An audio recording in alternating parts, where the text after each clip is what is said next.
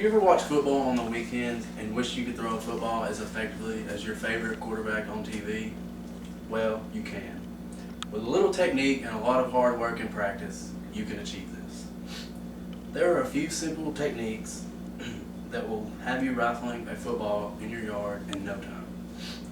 All you need is a football and some kind of target to practice these techniques. Practicing your techniques and working hard will have you throwing a football like a pro in no time. After covering some basic safety precautions, I will show you these techniques. As James Quirk likes to say, safety first. The most important thing is safety. You should never throw a football near a house, a car, or people unless you know the basic football throwing techniques. Another important safety precaution is to stretch your arm and leg muscles. This will greatly reduce the risk of pulling a muscle. After these preventative steps, you are ready to practice your techniques.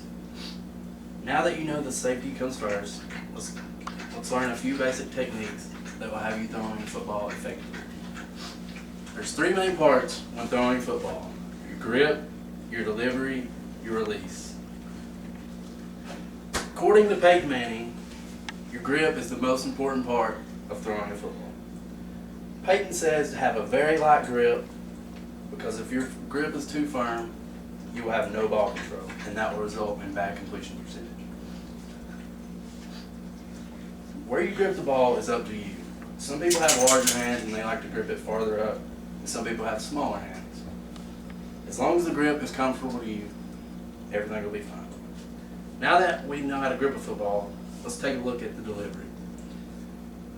Another important aspect of throwing a football is your delivery.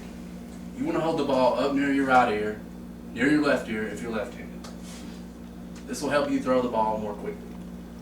You want to keep your shoulders parallel to your target, and you want to point your front foot towards the target. Your throwing motion should be a circular motion. Now that we have mastered the delivery, let's take a look at the release. Your release point is when you let go of the ball in your throwing motion. Everyone has a different release point they are comfortable with. According to WikiHow, the most common release point is the 3/4 release point, which is right here. James Quirk says that about 60% of the thrower's body weight should be on their front foot at the point of release. One of the most important parts of release is the follow through. This will create spin on the ball. A good follow through should look something like this. You want your throwing arm to hit the opposite hip on the way down. This will create maximum spin and result in a perfect spiral. I've told you the safety precautions to take before practicing your techniques and taught you grip, delivery, and release.